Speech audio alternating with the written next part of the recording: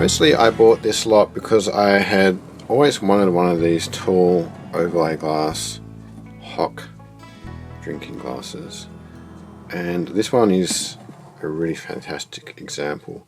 I've done a little bit of research into who might have made this. There's no maker's mark, and it's probably made either by Bohemia or Val St. Lambert. I'm not even sure if Val St. Lambert really makes their own glasses anymore, because they sell a lot of different things. They're almost a fashion brand.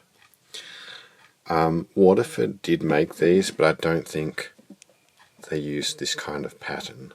Val St. Lambert does have this triangle feature on some of theirs, although a little bit different to this one.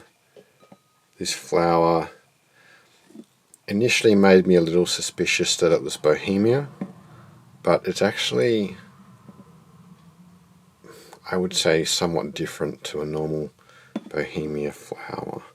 Just the way that the lines are sort of decorating the petals there.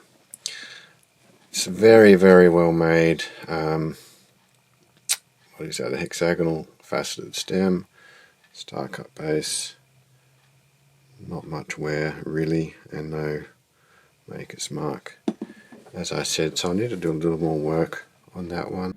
This is just an edit in post. I've done a little more research into the blue Hock glass, and I believe it's probably a German piece, perhaps from the mid 20th century.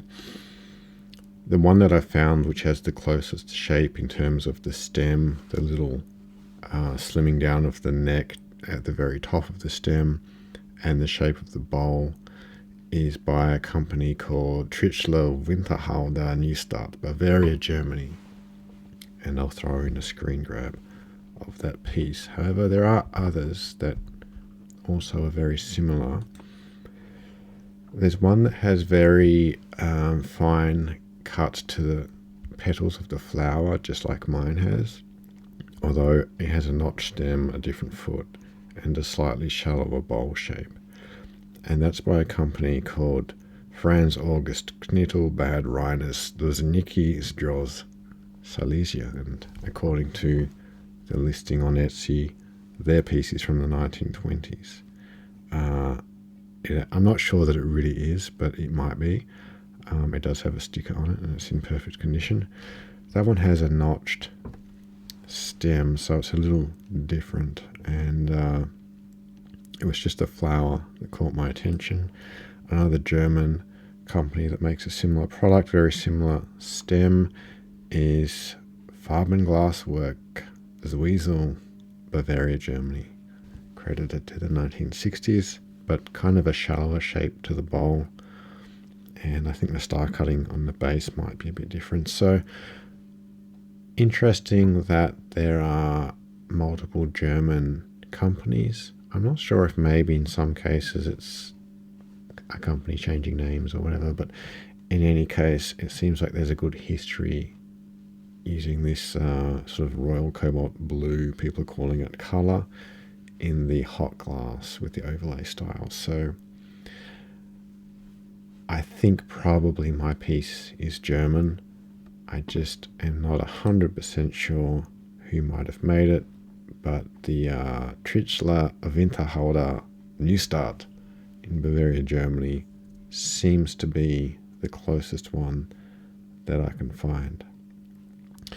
So I'll leave it there. Enjoy the rest of the video. This one, again, I'm not really sure who made it. It's a kind of dark ruby glass. I think it's the copper-based ruby glass. I'm not sure if you're getting the hue that I'm getting with the naked eye, but it's just got that ever so slight brown tint to it. Quite dark at the base. Again, no maker's mark. Is it Bohemia? Is it someone else? Not really sure. Quite well made. Not as well made as this one.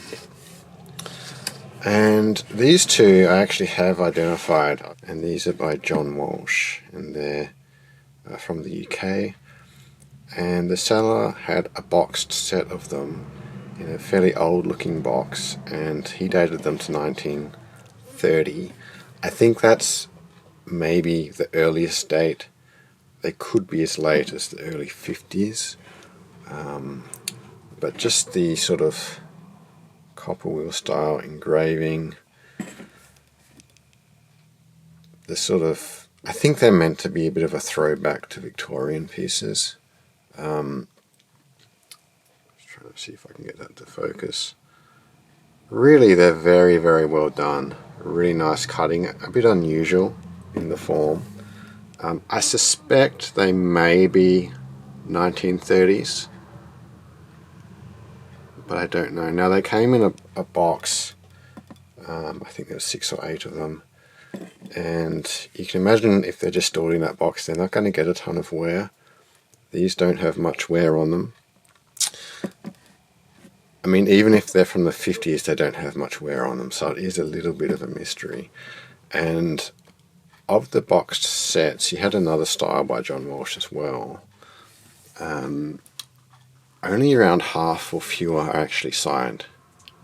So kind of an odd oversight to just sign some of the pieces, but that's what they did, and these two were not signed, but absolutely identical to the ones on eBay. Now, I didn't think this was uranium glass when I bought it, but that's because I wasn't really focused on these. I thought these were modern Bohemia. I didn't give them much of a look when I was inspecting at the auction where I bought these. I was more interested in this piece. Like I said, I've been trying to get one of these for a while. And then I thought, oh, maybe this is uranium. But it does not fluoresce. It does not fluoresce. And still a very nice bright green. I don't really have this colour in my collection. I was going to sell these, but now I'm thinking twice about that. So yeah, overlay glass, one of my favourite types of glass. Almost too good to drink from. I mean, they are decorative, really, aren't they? But the seller described these as cocktail glasses. They're a bit of a funny size. They're a bit big for liqueur glasses, but not really the right style for port or fortified wine. Although you could use them for that. I think if you have a larger serving of a liqueur, that'd be fine. But certainly fairly small cocktails,